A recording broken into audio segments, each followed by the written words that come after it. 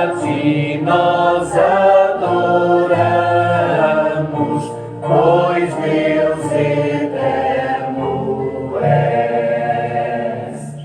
A voz dos anjos santos em sons transcendentais, aqui na terra ecoa na voz dos filhos mortais. Só tu, ó Deus bondoso, és o pastor fiel, o Rei dos reis vindouro, Senhor de Israel. Louvor a ti elevaras antes da tua paixão, e nós também cantamos o dom da salvação, pois teu Senhor é o reino, a glória e o poder, e a ti para sempre os salvos muito gratos hão de ser. Bom dia a todos, aqueles que nos estão a seguir pelo canal de O Terceiro Elias e também aqueles que nos seguem no YouTube. Então, sejam bem-vindos esta manhã, neste santo dia de sábado, que o grande Deus, nosso Redentor, vos possa abençoar, a vocês e a nós também. Então, há uma música que muitos nos pedem, que é o Pertinho de Deus. Este hino de louvor e honra ao Senhor, nós vamos meter a sua música no ar, e aqueles que já aprenderam, onde vocês estão, que possam também cantar connosco.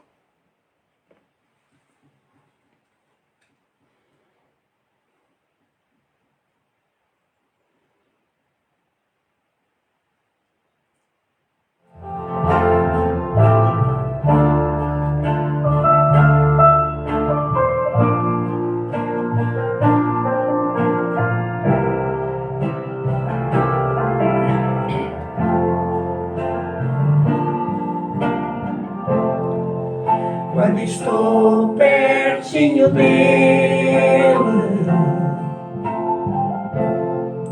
sinto muita segurança.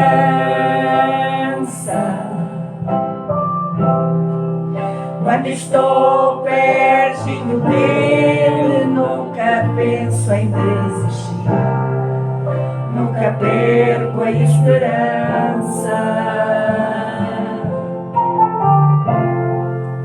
Quando estou pertinho dele,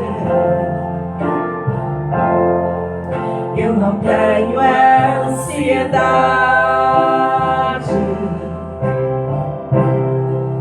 Quando estou pertinho dele, não duvido, não reclamo, acredito de verdade. Quando estou pertinho dele, minha vida é diferente. Faça sol ou faça chuva, na mudança ou na luta, não importa, sigo em frente. Quando estou pertinho dele, o meu rosto resplandece. Quando estou pertinho dele, não há nada que impeça, a vitória prevalece. Quando estou pertinho dele, tenho a fé de de Abraão. Quando estou pertinho dele, tenho a força de Sansão. Quando estou pertinho dele, tenho a unção de Eliseu e a coragem de Elias. Quando estou pertinho dele, luto como Josué. Quando estou pertinho dele, tenho os sonhos de José. Quando estou perto de Deus, não importa o que aconteça, vou vencendo todo dia.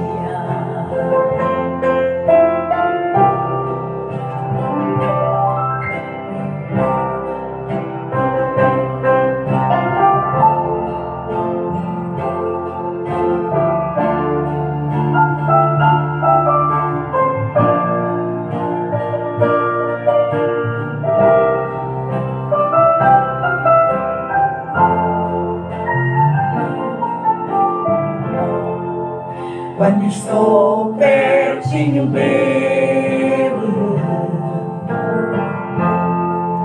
eu não tenho ansiedade.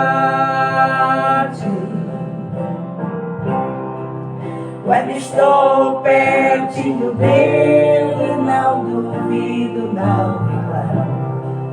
Acredito de verdade. Quando estou pertinho dele, minha vida é diferente.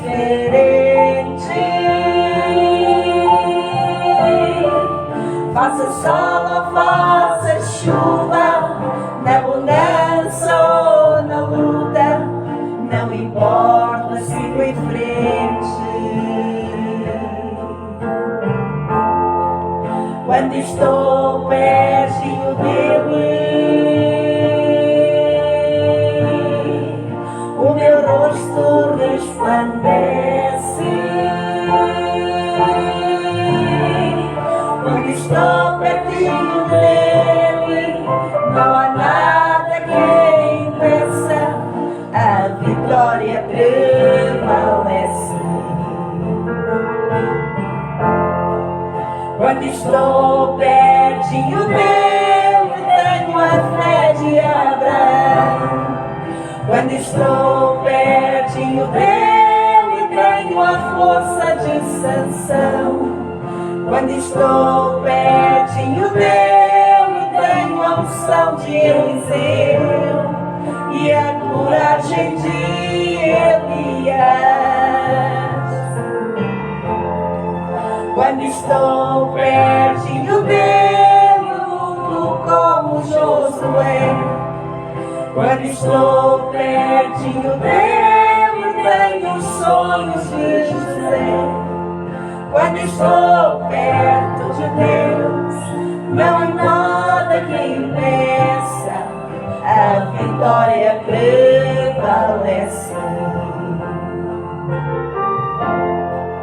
Quando estou perto de Deus, não importa o que aconteça, vou vencendo todo dia.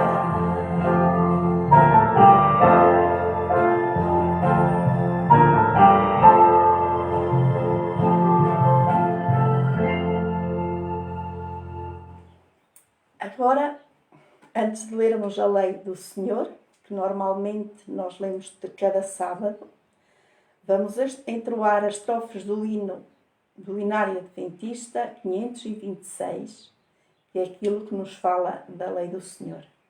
Vamos então, para quem tiver os hinários, quem não tiver tem que ouvir, para podermos cantar este hino.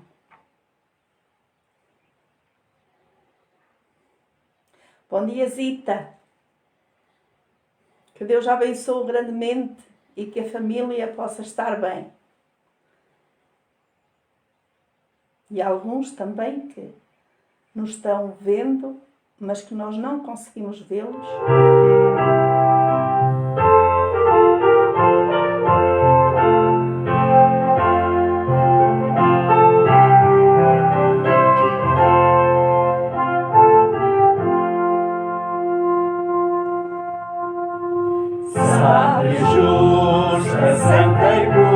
pura é a lei do meu Senhor, que corrige a vida impura do perdido pecador.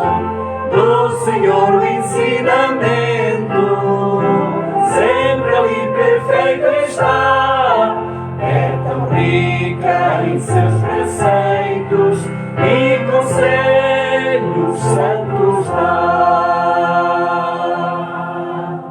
Do Senhor os bons conselhos, justos e benignos são, neles vejo pais espelhos, quanto é mau meu coração, mais que o sol resplandecente, os preceitos do Senhor iluminam nossa mente com divino resplendor.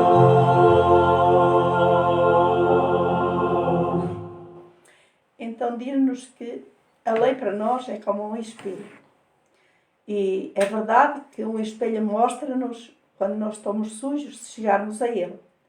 E a lei do Senhor mostra-nos quanto a nossa vida pode ser suja através dos pecados que nós podemos cometer diariamente. Então, eu vou passar a ler a lei do Senhor. Primeiro mandamento: não terás outros deuses diante de mim. Isto abreviados, claro. Segundo, não farás para ti imagem de escultura. Terceiro, não tomarás o nome do Senhor teu Deus em vão. Quarto, lembra-te do dia do sábado para o santificar. 6 dias trabalharás, mas o 7º dia é o sábado do Senhor teu Deus. Quinto, honra a teu pai e a tua mãe. Sexto, não matarás. Sétimo, não adulterarás. Oitavo, não furtarás. Nono, não dirás falso testemunho contra o teu próximo. 10º, não cobiçarás coisa alguma do teu próximo. Este é os 10 mandamentos do Senhor e que nós devemos obedecer à lei. E diante da santidade dessa lei, e também diante de um Deus Todo-Poderoso, nada melhor do que começar este encontro com Deus de joelhos para a oração. Vamos então orar.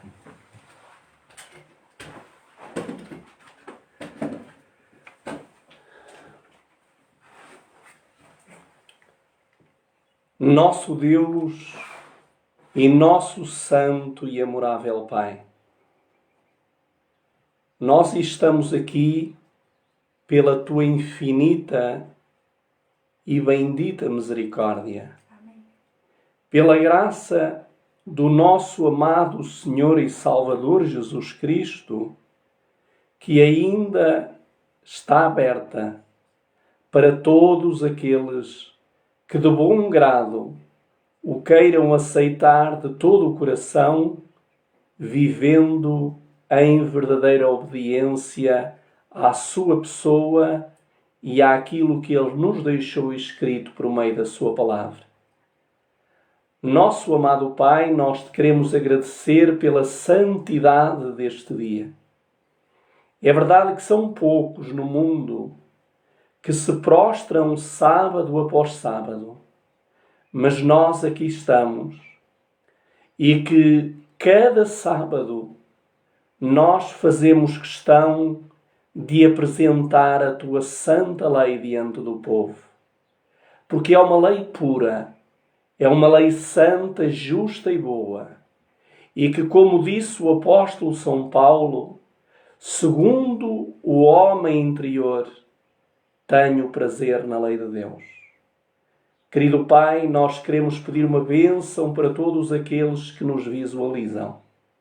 Que eles sejam alcançados pelo Teu Espírito. Que o sangue de Jesus os lave e purifique.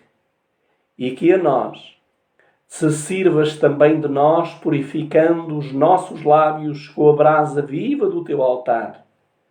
Esconde-nos do trás da rocha que é Cristo Jesus, para que vejam a Jesus e não a nós. Importa que Ele cresça e nós diminuamos. Faz-nos instrumentos da Tua palavra. Por Cristo Jesus, o Senhor e Salvador. Amém.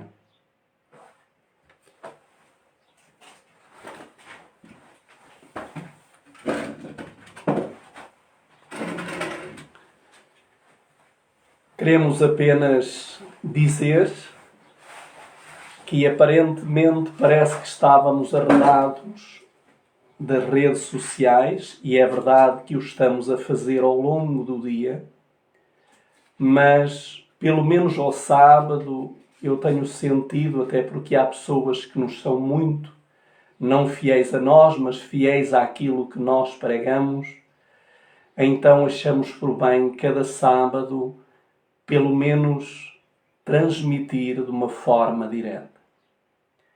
Durante a semana não o fazemos de forma direta, mas podem visualizar, quer na nossa página do Facebook, no Terceiro Elias, quer na nossa página do YouTube, na construção da arca.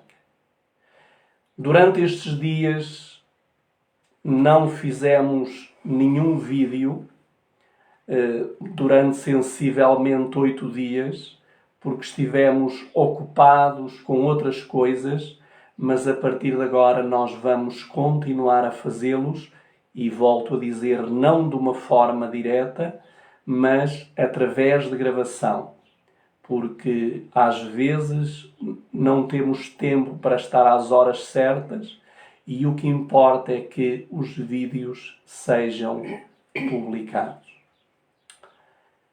Vivemos em tempos muito, muito difíceis.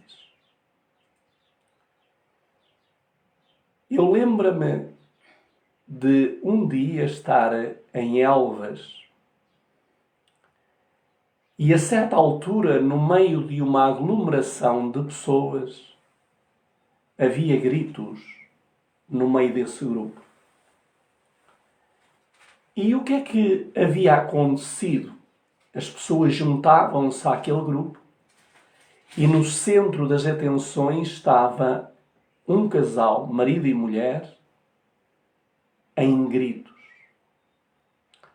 E todos queriam saber o que é que se havia passado.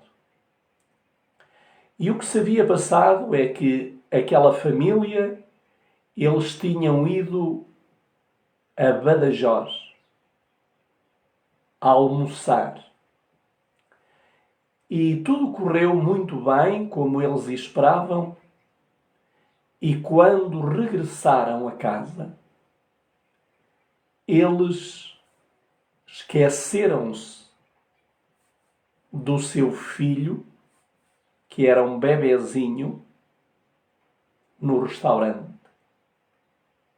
E quando é verdade que a viagem não era assim muito longa, são sensivelmente 15 km, ou talvez nem 15 km de Elvas a Badajoz, não, muito menos de 15 km, mas lá no centro da cidade.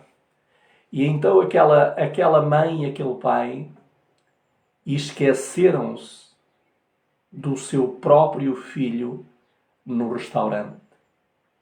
E agora era uma grande angústia que eles estavam sentindo, porque não sabiam se ao regressar ao restaurante essa criança ainda ali estava ou se tinha sido levada por outras pessoas, sentindo-a como que abandonada. Pode parecer uma história de fadas, como se costuma dizer, uma história que não é verdadeira. Talvez você mãe, você pai, pode perguntar como é que um pai e uma mãe se esquecem de um filho num restaurante. Eu não quero entrar em julgamentos, de maneira nenhuma julgar aquele casal. Eu apercebi-me da dor, da angústia que estava no coração daqueles pais. E é verdade que quando eles lá chegaram ao restaurante, a criança havia sido guardada pelos donos do restaurante e a festa terminou de uma forma feliz. Mas a verdade é que nem sempre as festas terminam da melhor maneira. A mensagem que eu gostaria de partilhar convosco nesta manhã tem por título Eles perderam Jesus. E nós vamos ver através desta mensagem que não só eles de quem nós iremos meditar, mas nós mesmos que vamos ouvir, pode já haver acontecido isso na nossa vida. E pode estar mesmo a acontecer de havermos perdido a Jesus. Gostaria que nós pudéssemos tomar as nossas Bíblias e abri-las no Evangelho de Lucas. Evangelho de Lucas. E vamos ler dos versículos 41 a 52. Lucas, capítulo 2, 41 a 52. E vamos ver que esta história que eu contei na introdução também se passou com alguém que tinha grande responsabilidade e que pode acontecer também consigo, e deixem-me dizer que está a acontecer no mundo cristão. Muitas pessoas já perderam Jesus. Vamos então, eu peço à minha mulher que leia o texto, e vamos então ler o texto de uma forma pausada para compreendermos os pormenores. Ora, todos os anos iam seus pais a Jerusalém à festa da Páscoa. E, tendo eles já 12 anos, subiram a Jerusalém, segundo o costume do dia da festa. E regressando eles, terminados aqueles dias, ficou o menino Jesus em Jerusalém, e não o soube José, nem sua mãe. Pensando, porém, eles que viria de companhia pelo caminho, andaram caminho de um dia e procuravam-no entre os parentes e entre os conhecidos. E, como não o encontraram, voltaram a Jerusalém em busca dele. E aconteceu que, passados 3 dias, o acharam no templo, assentado no meio dos doutores, ouvindo-os e interrogando-os.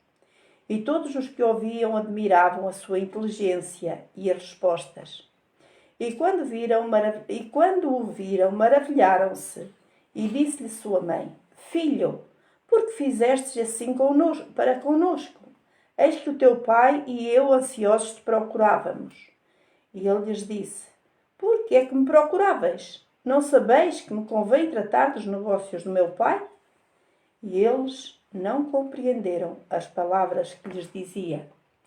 E sucedeu e desceu com eles e foi para Nazaré, e era-lhes sujeito. E sua mãe guardava no seu coração todas estas coisas. E crescia Jesus em sabedoria e estatura, e em graça para com Deus e os homens. Neste texto que nós acabamos de ler, temos aqui os personagens centrais, José e Maria.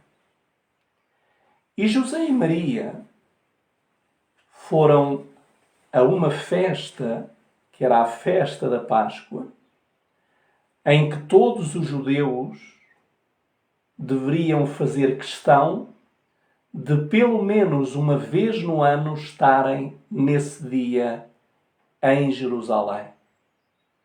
E eu quero vos dizer uma coisa, muito honestamente.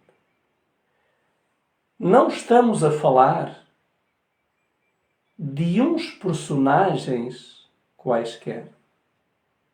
Nós estamos a falar de Maria, que foi escolhida para ser mãe de Jesus, e estamos a falar de José, que foi escolhido para ser o padrasto e o educador de Jesus.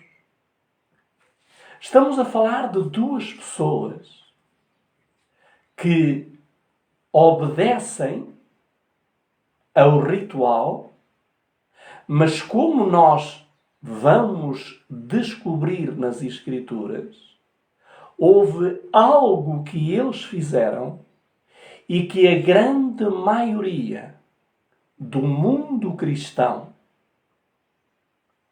está fazendo.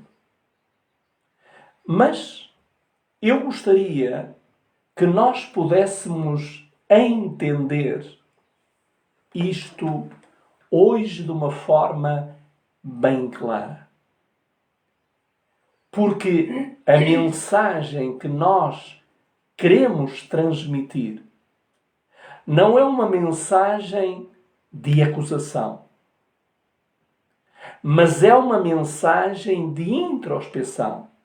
É uma mensagem que nós precisamos, cada um de nós, no final da mensagem, chegar a uma conclusão nós mesmos.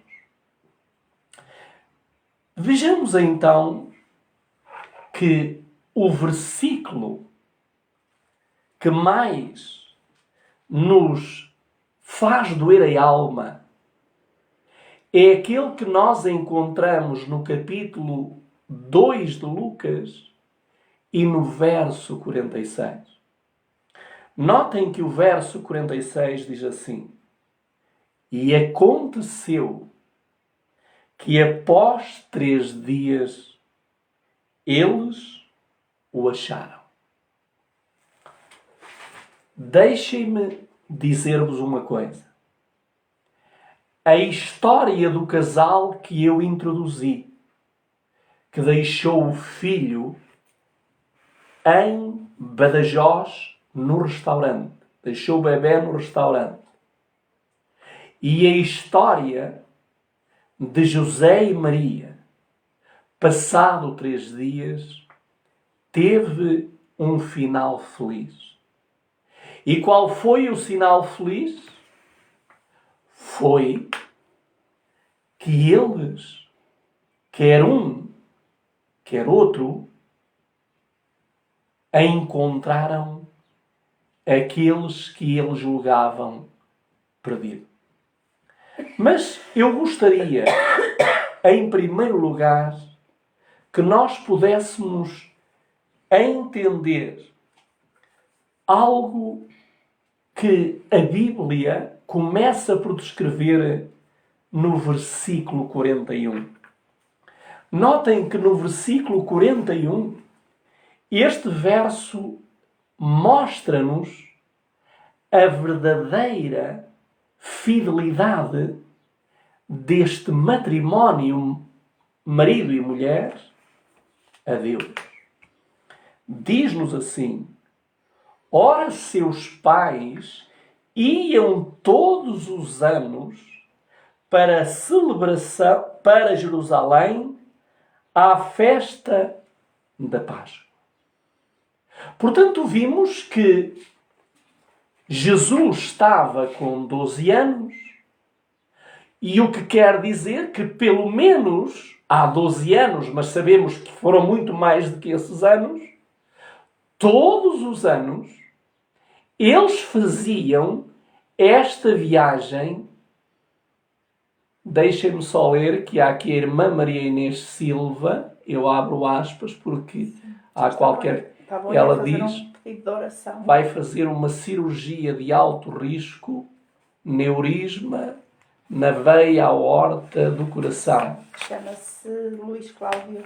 Nós estaremos orando, irmã, nós vamos orar durante este dia para que o Senhor não faça a nossa vontade, mas a vontade do Senhor. E se a nossa vontade estiver de acordo com a vontade do Senhor, Ele fará o seu melhor. Mas eu jamais irei pedir que se faça a cura, o livramento, se essa não for a vontade do Senhor. Portanto, vamos orar para que a vontade do Senhor se realize nesta cirurgia. Voltemos então ao texto. Portanto, vimos que há 12 anos este casal, estes irmãos nossos, por excelência José e Maria, iam a Jerusalém. Mas porquê é que eles iam a Jerusalém? Notem aquilo que está escrito em Deuteronômio 16:16. Deuteronômio 16:16. Vamos ver o que está escrito, o que Deus ordenou a todo o judeu. Portanto, Deuteronômio 16:16 diz o seguinte: 3 vezes no ano todo homem entre ti aparecerá perante o Senhor teu Deus, no lugar que escolher, na festa dos pães ázimos e na festa das semanas e na festa dos tabernáculos, porém não aparecerá vazio perante o Senhor. Reparem que a ordem do Senhor, que Deus instituiu e que deu a Moisés para ele transmitir ao povo, é que 3 vezes no ano o homem deveria ir a Jerusalém. A primeira festa era a Páscoa, que acontecia no 14 de Nisan. Sobre esta festa é o relatório que estamos a falar, o relato passa-se na Páscoa, portanto em 14 de Nisan. Depois também havia a festa de Pentecostes, que podia cair em maio e junho, dependia muito da festa da Páscoa. E depois tinha a festa dos tabernáculos, que era no mês de outubro.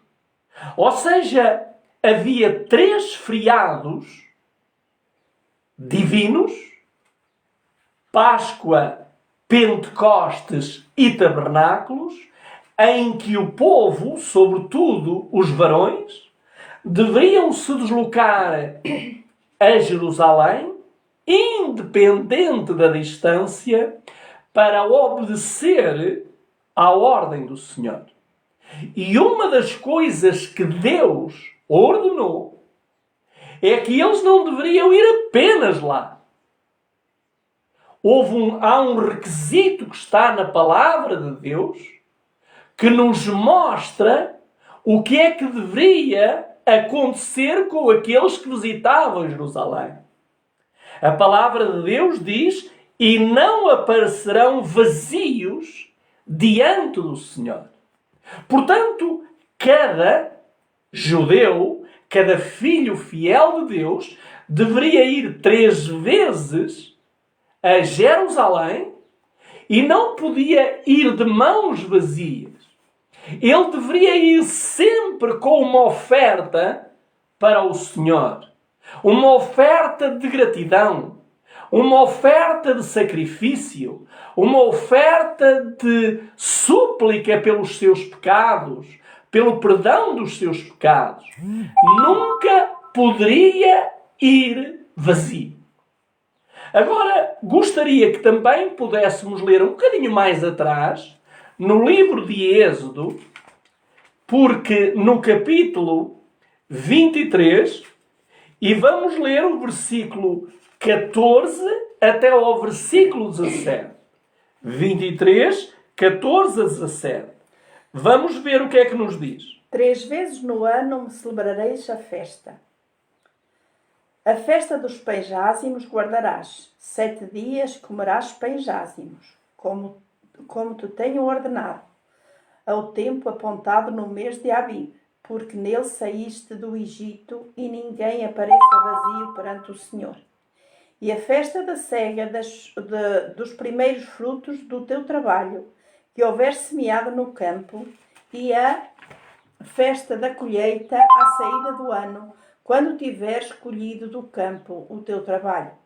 3 vezes no ano, todos os teus homens aparecerão diante do Senhor Deus. Portanto, nós vimos mais uma vez que este princípio divino é reforçado também no livro de Êxodo. Ou seja, esta ordem era uma ordem que deveria ser cumprida para com todo o servo de Deus, judeu, israelita. E é curioso que, voltando agora para Lucas, nós estamos numa dessas 3 festas, em que José e Maria vão a Jerusalém para a celebração da Páscoa. A Páscoa era a primeira festa judaica do ano. Havia 7 festas principais e a primeira das 7 festas, que ocorria no 14 de Nisan, mais ou menos no mês de abril, essas 7 festas eram dedicadas ao Senhor e todas elas tinham relação com a vida que Jesus iria viver e passar aqui na Terra. Não iremos agora falar disso, já falámos disso, não vamos agora entrar em pormenor, porque o que está aqui em causa é eles perderam Jesus. Eles vão a uma festa e perderam Jesus. E o que nós precisamos entender é que porque é que eles perderam Jesus. Agora deixem-me dizer-vos uma coisa. A viagem de Nazaré para Jerusalém não era assim uma viagem tão pequena. A maior parte das viagens eram feitas a pé e para aqueles que já tinham um bocadinho de posses, poderiam fazê-la de jumento ou até mesmo de cavalo. Mas, no caso de José e Maria, eles fizeram a viagem a pé para Jerusalém. E quando eles fizeram a viagem a pé, eles haviam feito uma preparação para a Páscoa. Como qualquer judeu que se prezava, ele sabia que antes da festa da Páscoa havia uma preparação e também haveria 7 dias em que eles comeriam pão sem fermento, pão que não era levedado, e tinham que limpar dentro da sua casa todo e qualquer sinal de fermento que houvesse dentro da sua habitação. Isto era da responsabilidade da dona da casa. A mulher precisava ver cada canto da sua casa, todos os seus armários, tudo o que ela tinha, para ver se não ficava uma simples grama de fermento dentro da sua casa. Porque o fermento, como nós sabemos, representa o pecado. E o pecado não poderia existir na vida daquele que iria celebrar a festa da Páscoa. Porém, vejamos então que quando se fala da festa da Páscoa, nós precisamos recordar pelo menos 3 coisas. Primeira, a festa da Páscoa tinha que ver com sangue de cordeiro. Não havia Páscoa sem sangue de cordeiro. Portanto, todo judeu sabia que o sangue tinha que fazer parte da festa da Páscoa. Porque este sangue iria apontar para aquele que iria ser a nossa Páscoa, que era Cristo Jesus. Mas também fazia parte desse período desta festa as ervas amargas. Portanto, havia ervas amargosas. Essas ervas amargosas representam a agonia de Jesus Cristo, a amargura que ele suportou para nos dar o privilégio de ser a nossa Páscoa. Portanto, tinha que haver ervas amargas. E além disso, há uma outra terceira coisa que nós precisamos, já mencionamos, mas precisamos de dizê-lo de novo. Sangue, ervas amargas e nada de fermento. Queridos amigos, tudo havia sido preparado. E eu não ponho qualquer dúvida por José e Maria. Porque Maria foi chamada pelo anjo Gabriel de bem-aventurada. José foi chamado pelo anjo de homem justo. Estamos diante de um casal exemplar. Estamos diante de um casal modelo. Estamos diante de um casal que todos nós, marido e mulher, deveríamos imitar. Mas apesar de tudo isso, houve algo que eles negligenciaram. Deixem-me dizer-vos uma coisa. Voltando ao versículo 45, vamos ver que eles já haviam deixado a festa. E agora vejam o que diz o versículo 45. Tudo tinha sido agradável. O Espírito procurou transmitir aos forasteiros a importância desta festa. Mas o versículo 44 e 45, aliás, 43 e 44, assim é que é, diz-nos o seguinte: e quando haviam cumprido os dias, enquanto eles retornavam, um menino Jesus ficou para trás, em Jerusalém, e José e sua mãe não o souberam. A frase que me atormenta, a frase que vos deve atormentar, é esta última frase. E o que é que diz a última frase? Diz: e José e sua mãe não o souberam. Queridos amigos, queridas amigas, sabem que poderá estar a acontecer isso na vossa e na minha vida. Havermos perdido Jesus e não o sabemos.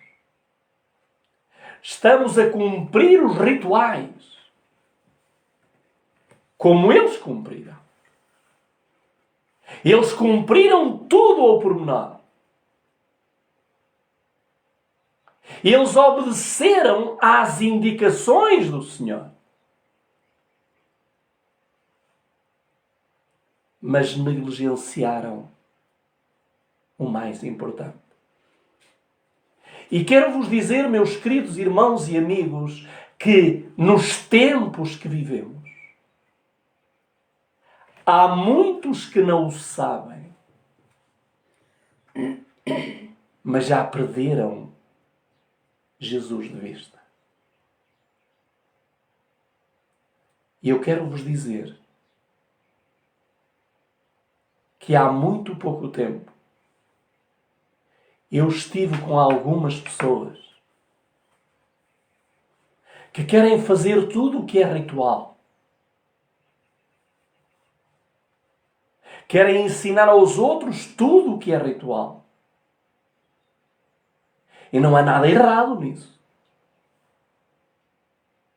Mas o que está errado é em se querer ensinar aos outros e perderem Jesus de vista. E não o sabem. Queridos amigos, retenhamos esta frase na mente. E não o sabem. O que é que eles pensavam? O pai adotivo e a mãe biológica. O que é que eles pensaram no regresso ao lar? Notem o que diz o versículo 44. Mas supondo que ele estivesse na companhia, andaram uma jornada de um dia e procuravam-no entre os seus parentes e conhecidos. O que é que eles supunham? Eles supunham que que as coisas estavam tudo a correr bem. Eles acreditavam que tudo estava certo. Eles acreditavam que em nada haviam falhado. Mas é duro quando nós contamos que as coisas estão bem e chegamos à mesma conclusão que eles chegaram. Quando eles começaram a perguntar entre os parentes e amigos quem eles procuraram, não encontraram. Meus queridos amigos,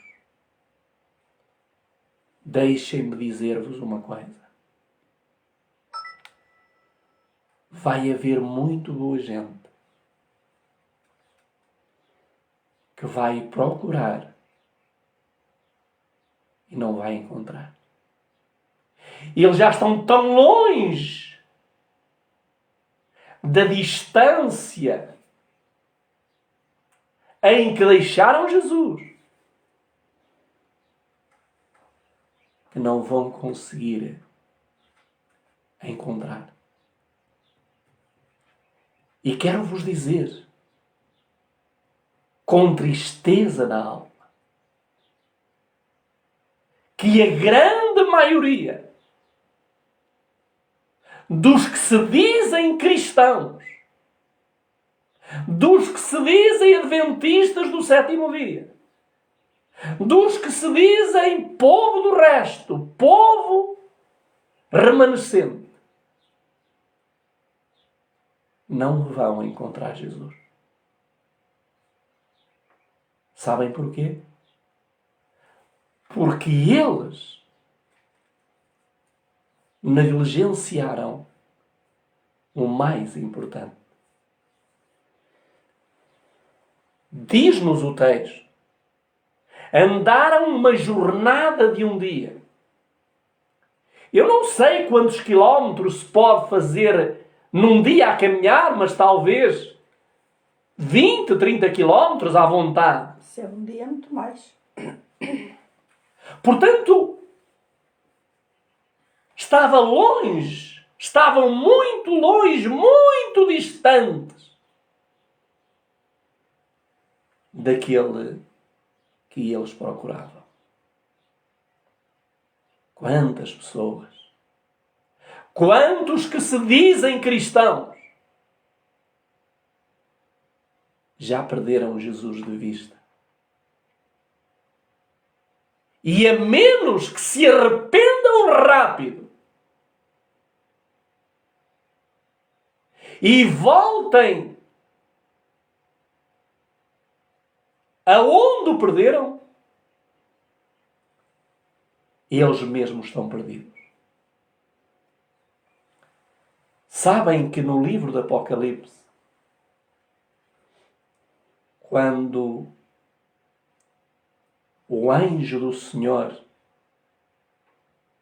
escreveu às igrejas, a uma delas disse: lembra-te aonde caíste e arrepende-te. Meus queridos irmãos, queridos amigos, nós precisamos fazer o exame de consciência.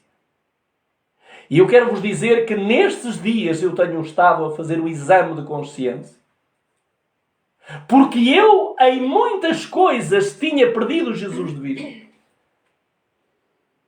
E tal como José e Maria não o sabia. Mas pela misericórdia de Deus, pelo amor de Jesus Cristo, pela sua intercessão, pela obra do Espírito Santo, o Senhor tem-me aberto os olhos. E hoje usa-se muito o argumento: o que conta é o coração. O coração é que conta, Deus conhece o coração. Conhece, sem dúvida, o coração. Deus não conhece só o coração, Deus conhece desde o alto dos pés, do fundo dos pés até o alto da cabeça. Ele conhece tudo a nosso respeito. Agora há uma coisa que Jesus não fará. É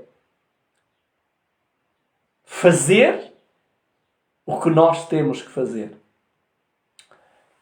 Voltemos ao texto. Um dia se tinha passado cansaço, fadiga, as pernas doíam, a fome apertava, o sono possivelmente começava agora a atacar aquele casal de Nazaré. Mas havia um problema. É que aquilo que eles procuravam não estava com eles. E vamos ver o que é que fizeram.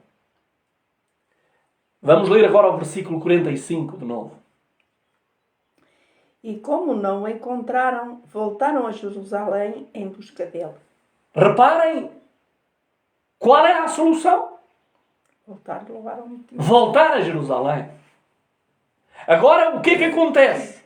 Se eles andaram um dia de distância, então eles iriam precisar de um outro dia para regressar a Jerusalém. E agora quero-vos dizer, o cansaço de regresso a Jerusalém, de volta a Jerusalém, é bem maior do que o cansaço depois de saírem de Jerusalém em direção a casa. Ou seja, eles agora estão mais cansados. E agora não é só o cansaço físico, é o cansaço emocional, mental, espiritual. José e Maria procuram entender o porquê desta situação. E é curioso que diz-nos no versículo 51 algo que é importante ter em conta. No versículo 51, depois de encontrarem Jesus, e eu quero que vocês entendam isto, diz: e desceu com eles e foi para Nazaré, e era-lhe sujeito. Mas agora vamos ver o porquê. Porque eles, quando voltaram, eles interrogaram-se: porquê? Como é que nós, tão responsáveis, tão exigentes com as coisas de Deus, negligenciamos o mais importante? Perdemos aquele que realmente, perdendo, está tudo perdido. E reparem que José e Maria, e em especial Maria, o anjo havia-lhe dito que ele seria o Salvador do mundo. Que Jesus seria o Salvador do mundo. Agora Maria vai com aquele tormento na sua mente, porque se ele agora não fosse encontrado, então o mundo estaria perdido. Uma negligência de Maria e José contribuiria para a perdição do mundo todo. Meus queridos amigos, isto é muito importante. A responsabilidade que caiu naquela mãe e naquele pai adotivo. Então ela agora estava atormentada porque ela sabia que aquele menino, desde pequenino, já o rei Herodes o queria matar. E agora Maria estava atormentada, ela não sabia o que é que se passava, se o iriam encontrar, se ou não. E se ele não fosse encontrado, o plano de Deus, que havia sido traçado por Deus e que passava por Maria também, esse plano seria um fracasso. Oh, meus amados, isto era tremendo. Agora não era só o cansaço físico, era o cansaço mental e espiritual que atormentava Maria e José. E como vos disse, havia muitas interrogações. E eles perguntaram-se como é que nós fizemos isso. Agora José não quis acusar Maria, nem Maria quis acusar José. Eles tinham que assumir que os dois falharam. E sabem que num matrimónio, quando acontece um problema, quase sempre os dois falham. Não temos que arranjar o bode expiatório como quis o Adão arranjar em relação à Eva e como a Eva quis arranjar em relação à serpente. Não, o que nós precisamos, os dois, marido e mulher, é encarar o problema e dizermos falhamos. E isto nós muitas vezes não queremos, tentamos acusar o outro. Mas agora notem, eles não tinham resposta para tamanha negligência deles. E agora eu quero vos dizer uma coisa que é muito importante, que está no versículo 51. Diz a parte final do versículo 51. Diz, mas sua mãe guardava todos estes dizeres no seu coração. Ou seja, Maria não entendeu a resposta que Jesus deu. Mas ela guardou. Deixem-me dizer uma coisa. Foi de vontade de Deus que Maria e José perdessem Jesus no templo? Não. Não foi. Agora, porque eles o perderam no tempo, pode Deus servir-se deste episódio de José e Maria, desta negligência deles, para tirar grandes lições para nós? Claro que sim. Claro. Esta negligência de José e Maria tem que ser uma lição para mim e para vocês. Porque nós podemos estar de regresso a casa, a caminho de Canaã Celeste, e no trajeto perdemos Jesus no caminho. Deixem-me ler o que nos diz a mensageira do Senhor num dos livros mais importantes que eu conheço do Espírito de Profecia, que é o livro desejado de todas as nações. A mensageira do Senhor comenta este episódio. Na página 71 e 72, eu gostaria de ler o que ela diz. Ela diz o seguinte, notem ela comentando este episódio, que a Bíblia condena esta negligência. Ela diz as seguintes palavras. O livro já está um pouco a desfazer-se. Diz, se José e Maria houvessem firmado a mente em Deus, mediante meditação e oração, teriam avaliado a santidade do depósito que lhe era confiado e não teriam perdido de vista a Jesus. Agora notem algo aqui. O que é que eles negligenciaram? Notem. Eles estavam tão ocupados com a viagem, com a preparação da viagem, que durante aqueles dias de preparação, eles negligenciaram algo que não pode, não deve, é proibido negligenciar. E para perdermos Jesus de vista, temos que negligenciar estas duas coisas. E quais são as duas coisas que eles negligenciaram? Notem o que diz a palavra de Deus. Ele diz, se José e Maria houvessem firmado a mente em Deus, mediante meditação e oração. Então o que é que eles negligenciaram? Meditação e oração. Pense você que me ouve. Quanto tempo você medita com Deus? Quanto tempo você ora a Deus? Porque reparem que a consequência desta negligência é perder Jesus de vista. Eles perderam Jesus de vista. E estamos a falar José e Maria, meus amados. Nós não estamos a falar de um homem comum qualquer. Não, estamos a falar de dois escolhidos de Deus.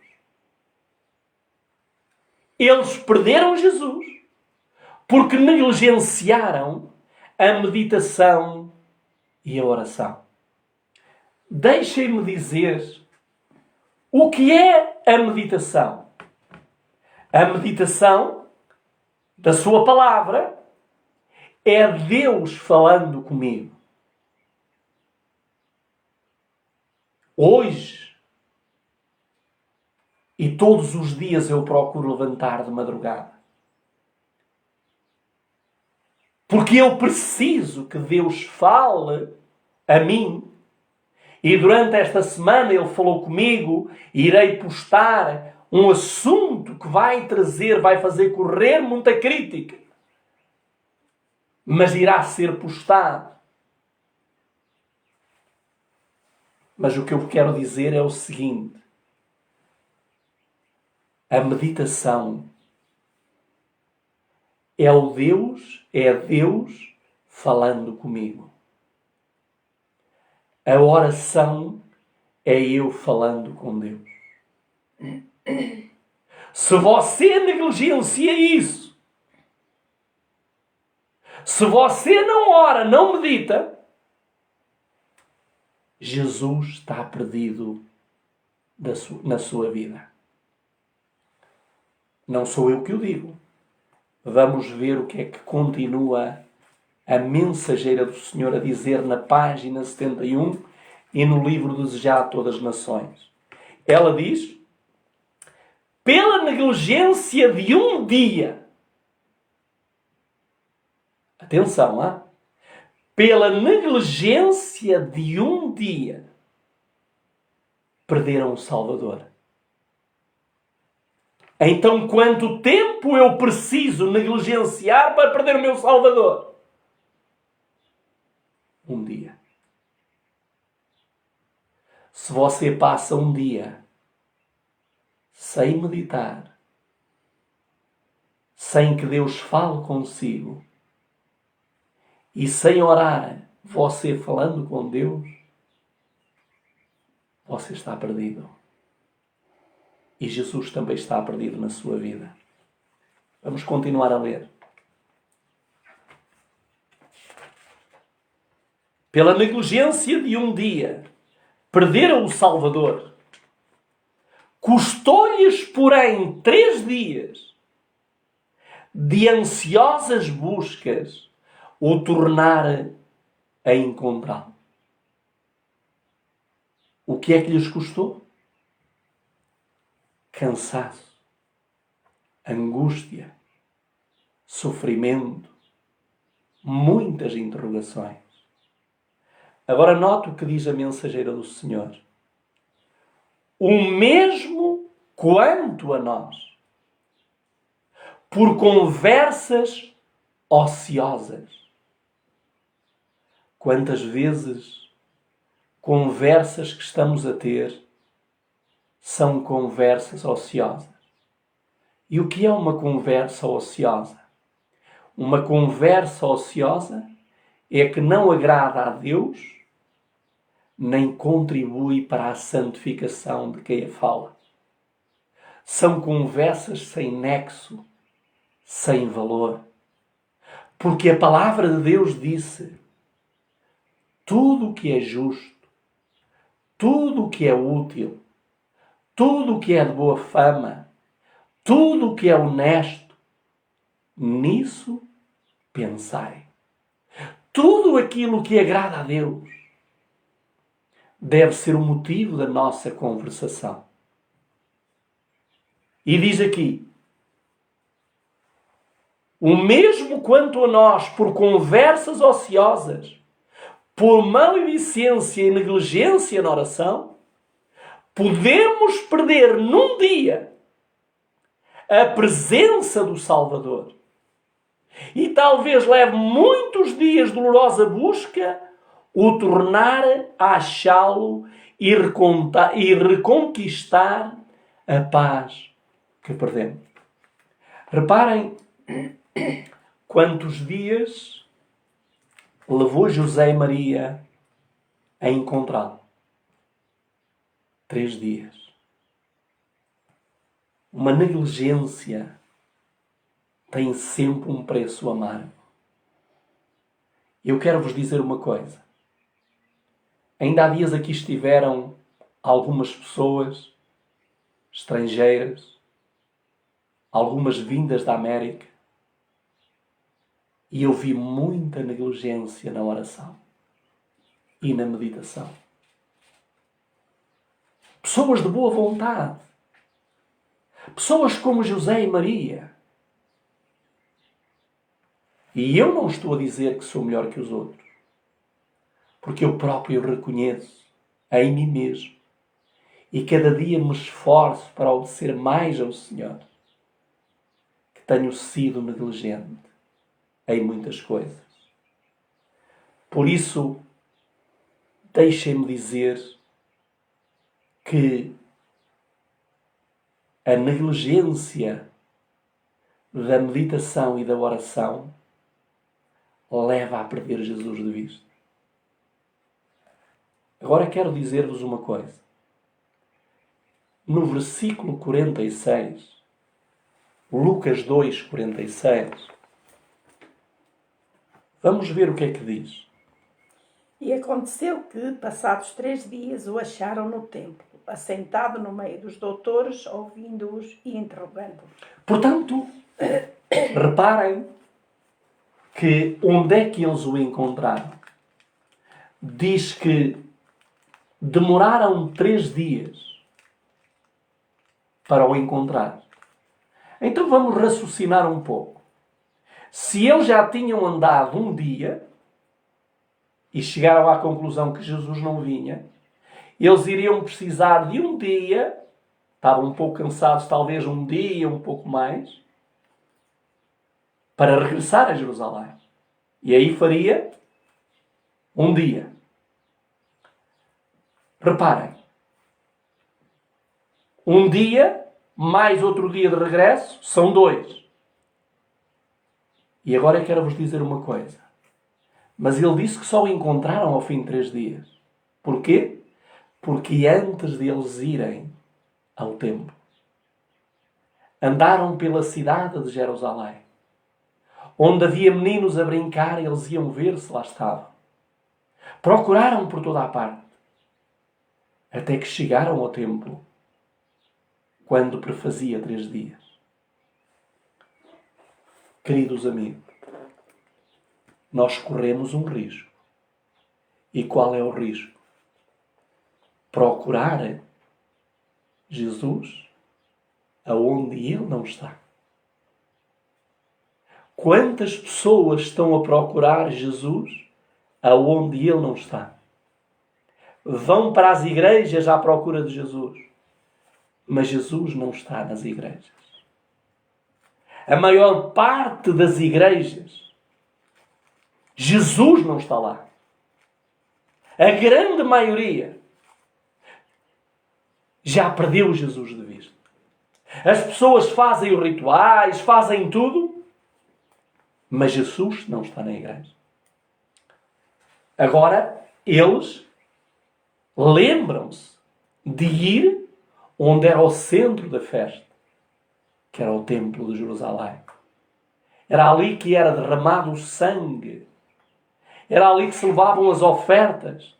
E então este humilde casal, mas negligente, com uma nódoa na sua vestimenta, uma mancha no seu caráter, eles agora vão ao templo.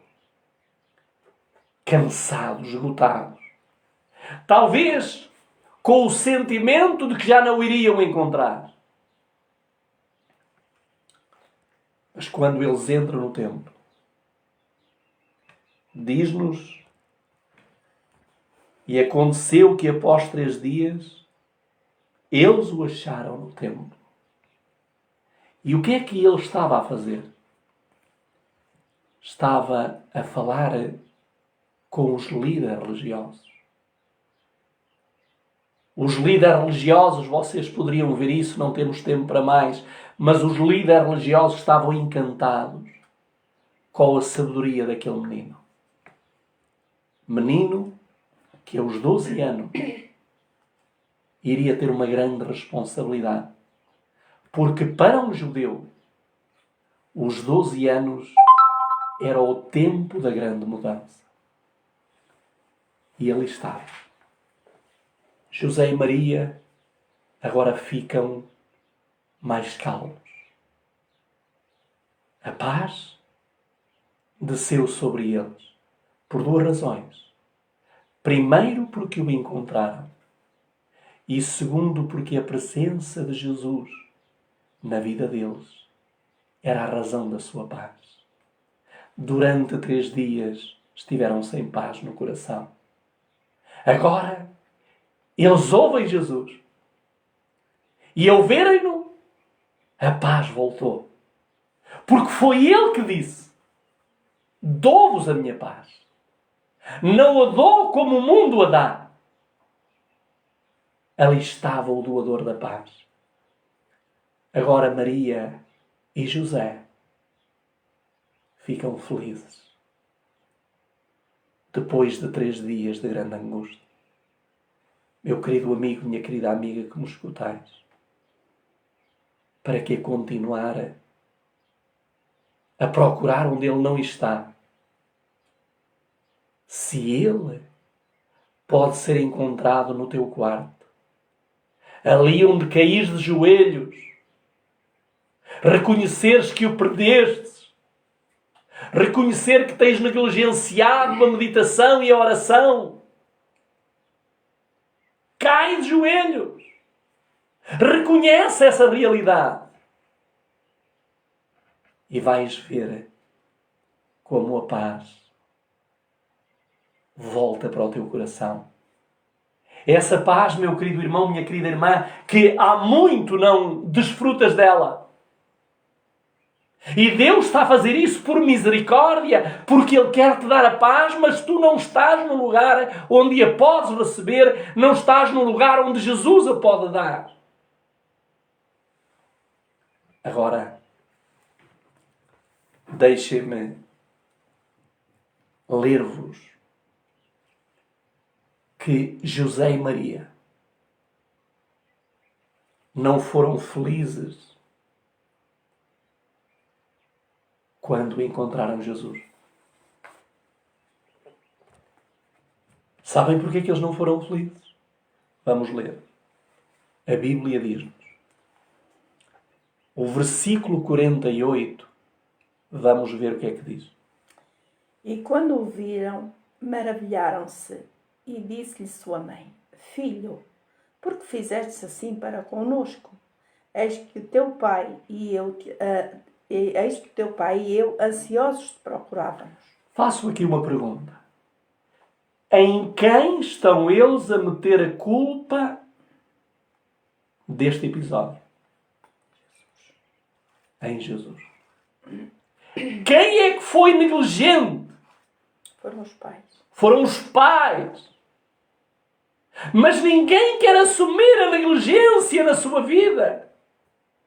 Ninguém quer assumir a culpa. Ninguém quer reconhecer que perdeu Jesus de vista. E eles agora dizem estas palavras muito tristes que chegam ao coração de Jesus. E eles disseram: porque tu fizeste assim para connosco? Porque nos fizeste isto? Tu não imaginas quanto sofrimento, quanta dor, quanta angústia. Com o coração ferido pela acusação da mãe. Aquela mãe que sempre viu neste filho um filho obediente, nunca foi um filho rebelde. Agora, pela primeira vez, a mãe quer culpabilizar o filho, quer colocar sobre ele uma responsabilidade que só ela e José teriam que assumir. E Jesus responde de uma forma muito sábia, não condenando a mãe,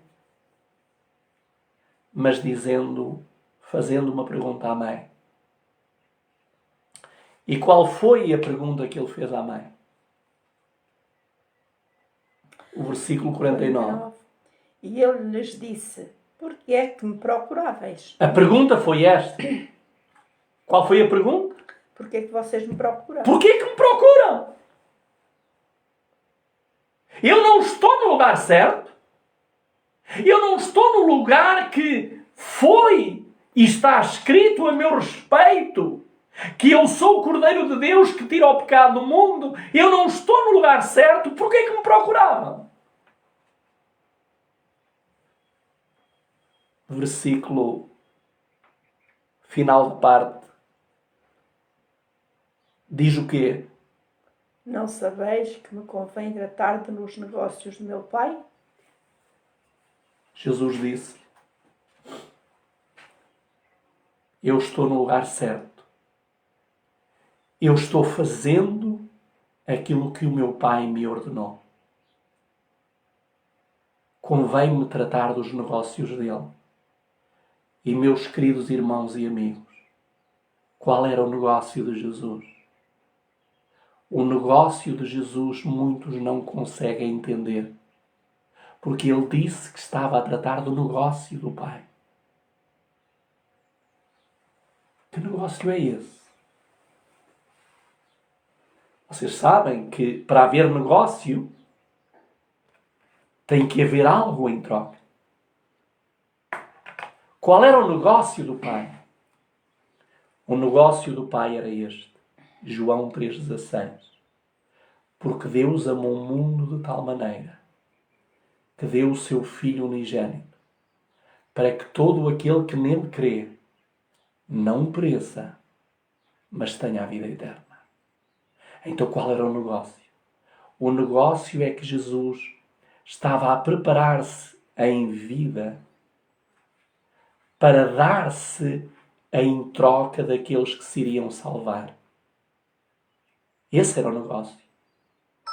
O negócio que ele iria pagar pelo resgate das almas que irão estar no reino da glória era a sua própria vida. Esse era o preço que ele tinha que pagar e ele não se podia distrair nesse negócio. Mas nós temos negligenciado esse negócio de Jesus. Nós não temos valorizado esse negócio de Jesus. Por isso é que o mundo está como está. Nós negligenciamos o que Deus diz. Nós não queremos saber daquilo que a palavra de Deus ensina. Nós fazemos rituais, nós vamos a igrejas, nós cantamos coros, mas a nossa vida não muda porque perdemos Jesus de vista. Agora notem o que é que ele diz a seguir. Versículo 50. É triste. E eles não compreenderam as palavras que lhes dizia. Você entende? José e Maria não entenderam qual era o negócio.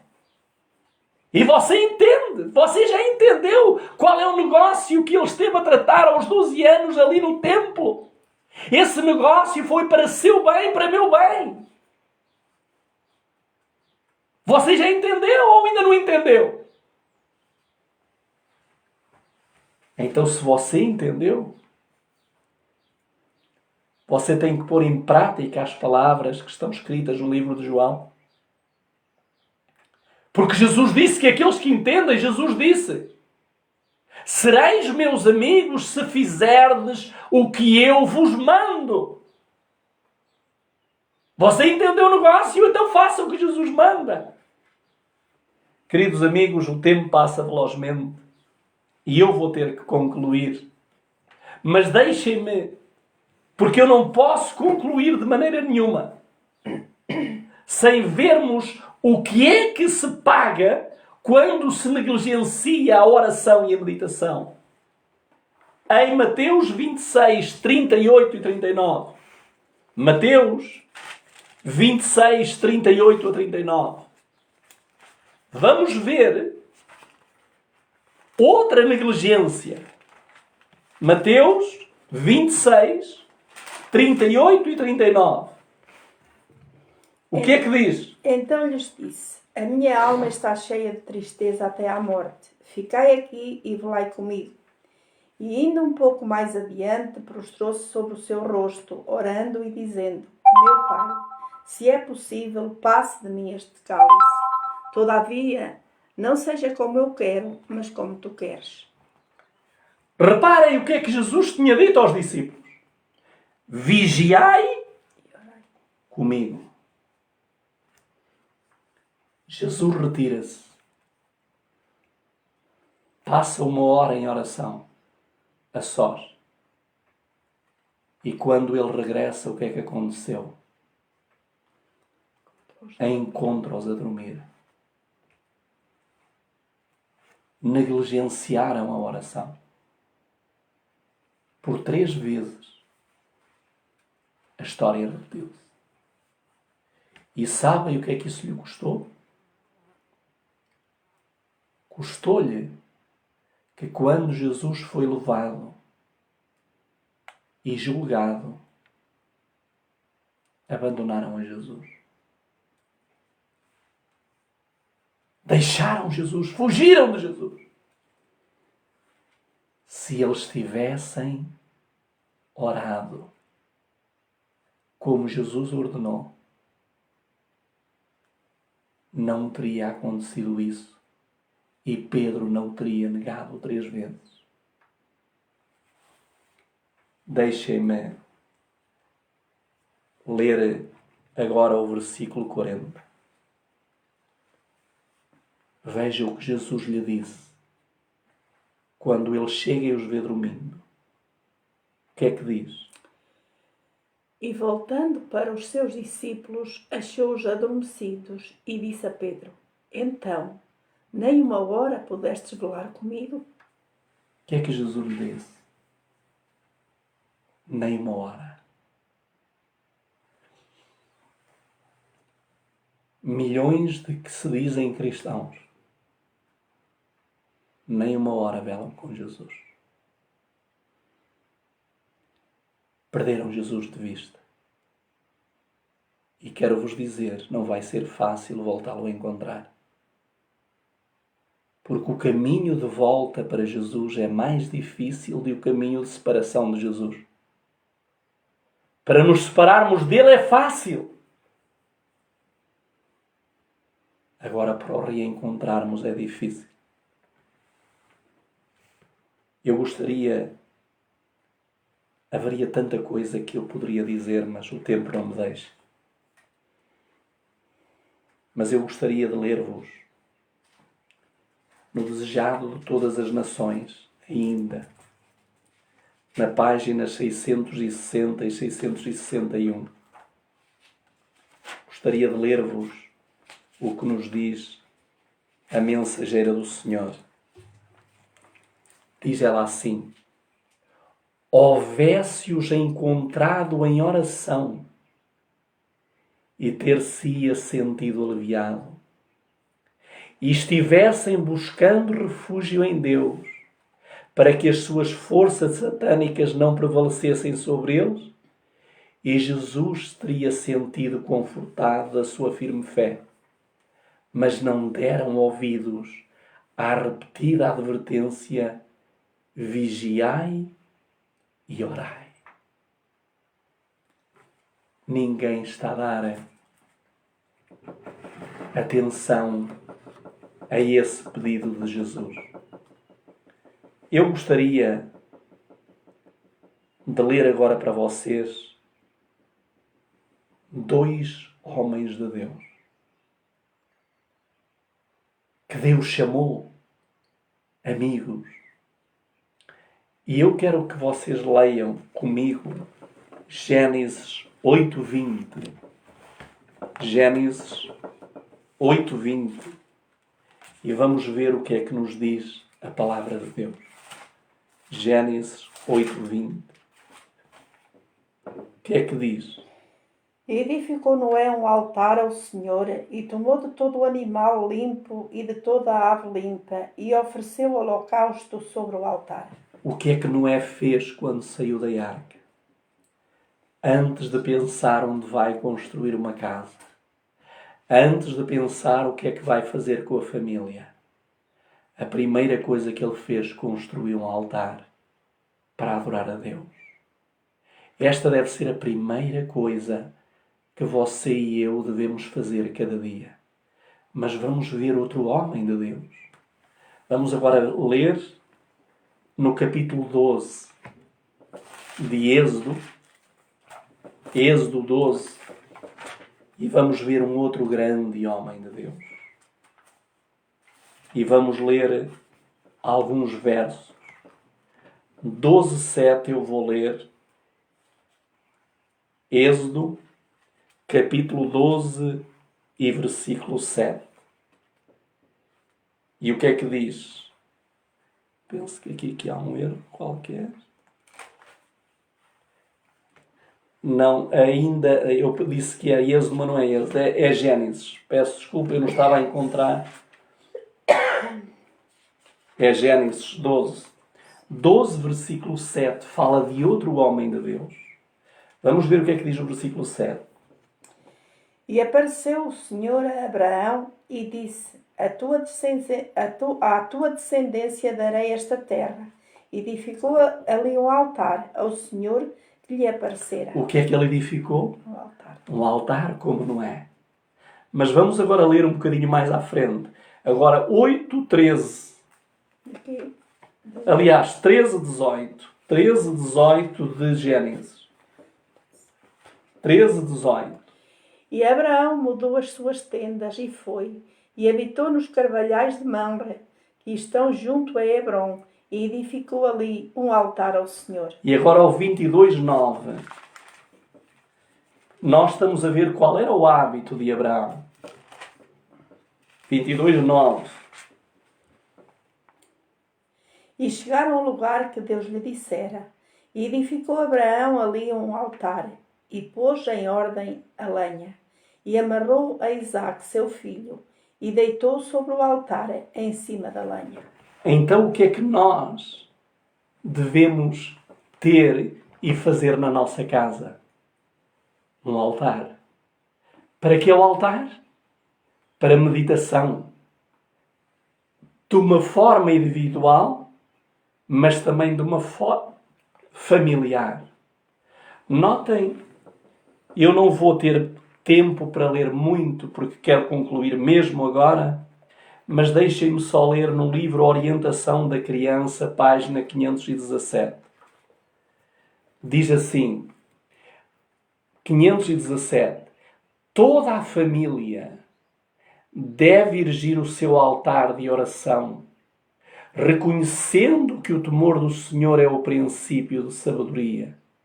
Se alguma pessoa no mundo necessita da força e do encorajamento que a religião dá, são responsáveis pela educação e ensino das crianças. Portanto, o que é que nós precisamos construir em casa?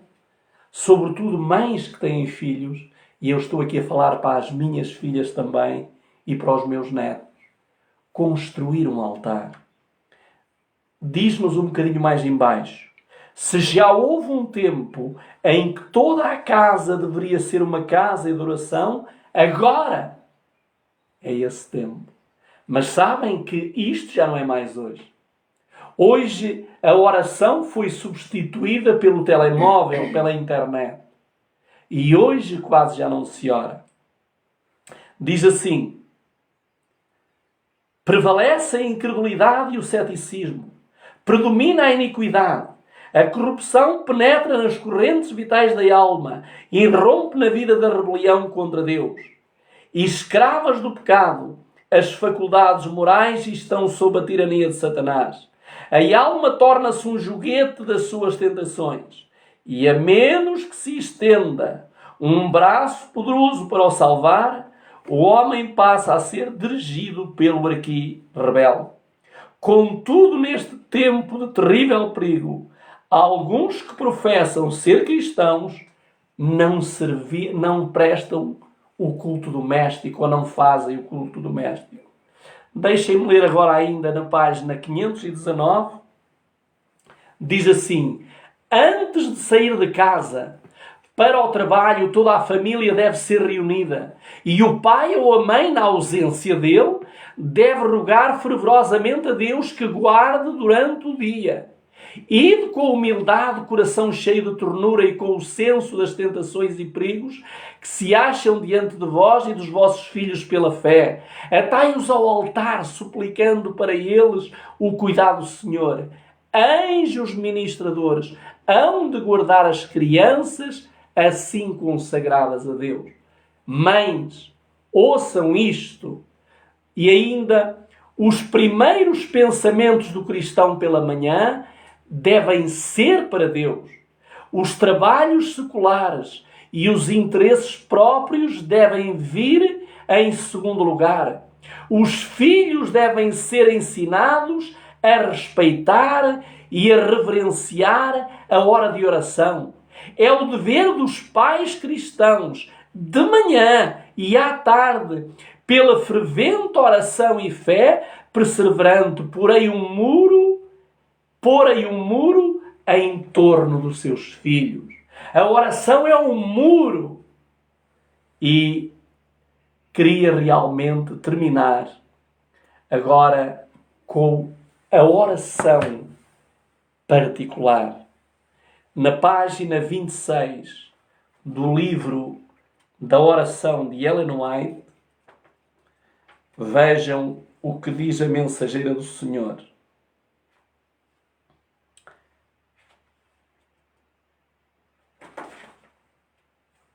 Diz assim,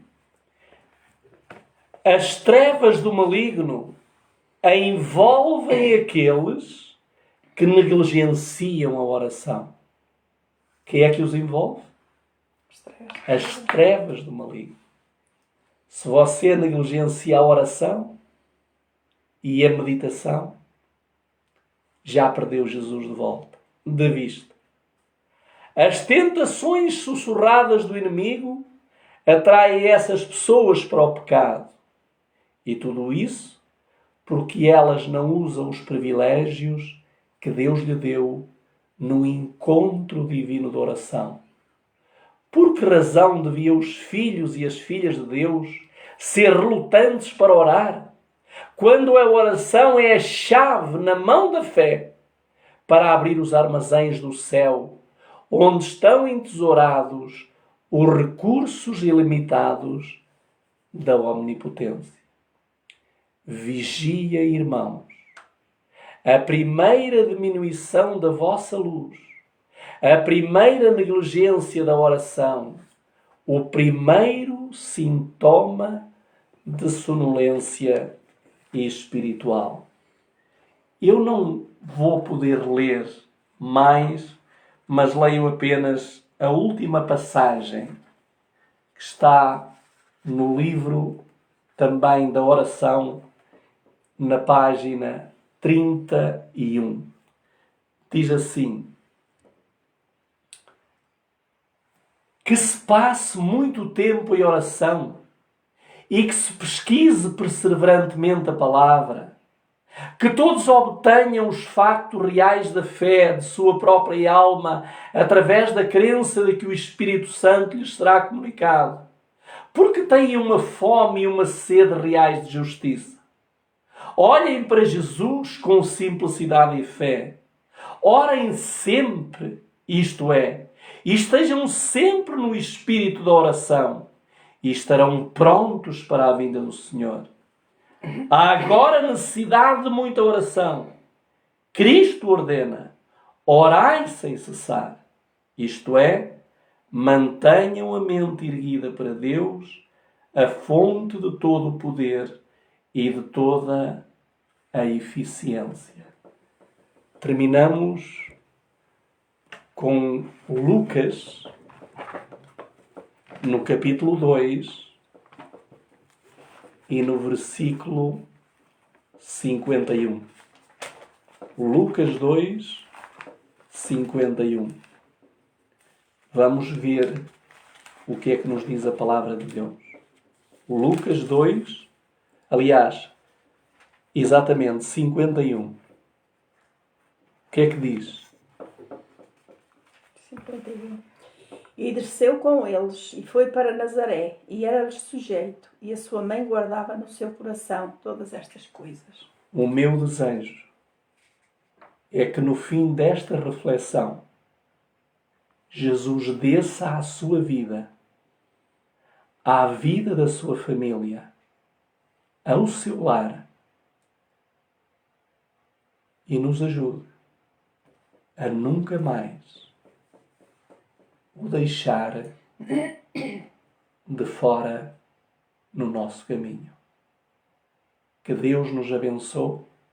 Como a hora já vai avançada, vamos apenas orar ao Senhor.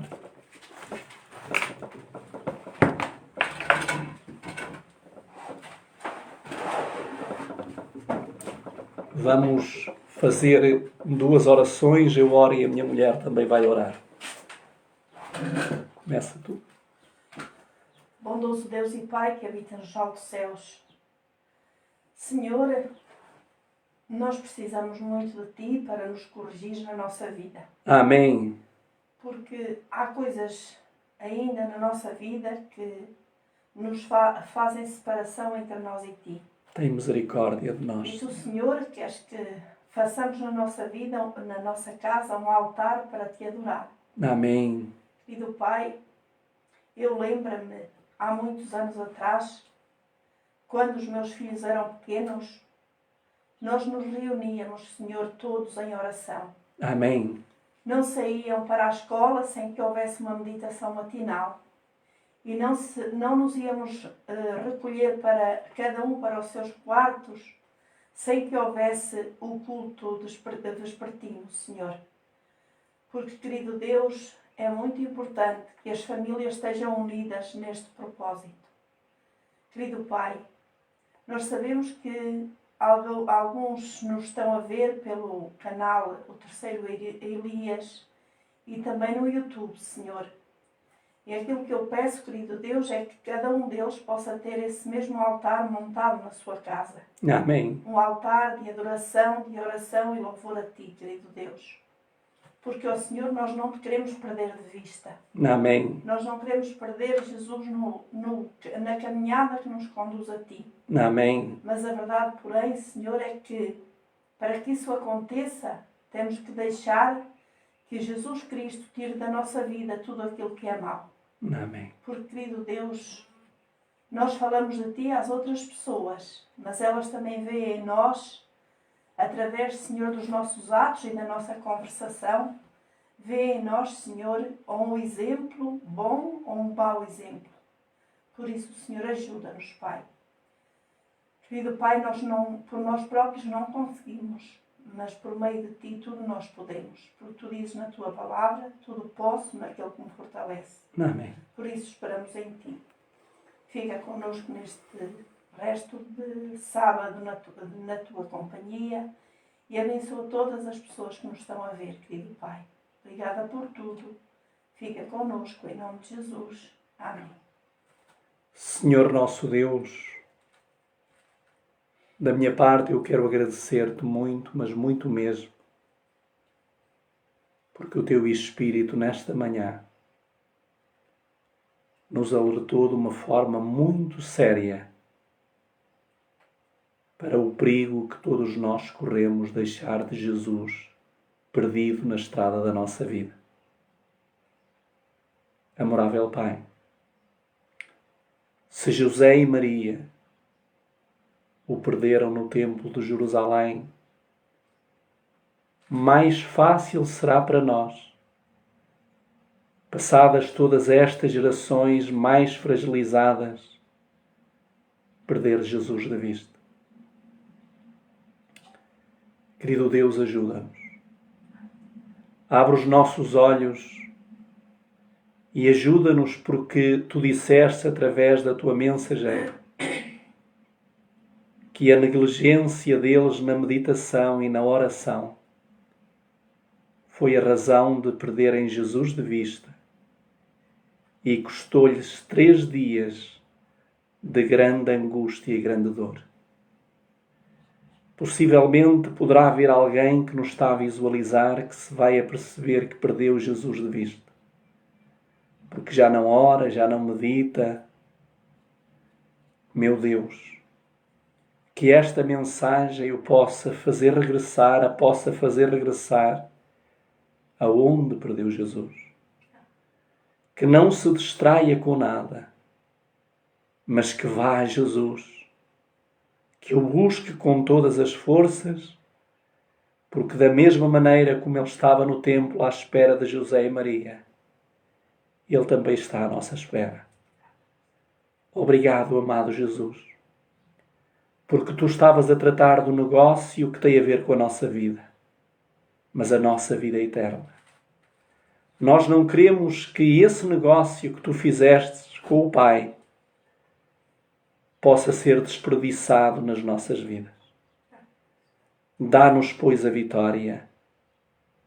Vem-nos conduzir neste santo dia, porque nós corremos o risco, e há muitas pessoas que ao sábado perdem Jesus de vista, fazendo coisas que não são do Teu agrado, falando coisas que não são do Teu agrado, vendo coisas que não são do Teu agrado, e quando elas fazem essas coisas, Tu ficaste para trás.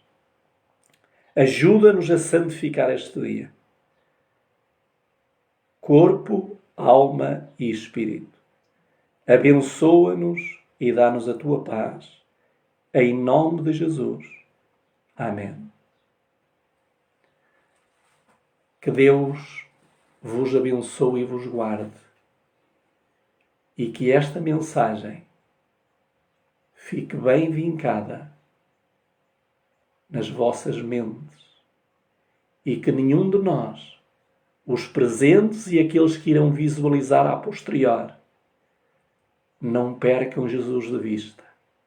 É o meu desejo sincero. Fiquem com Deus.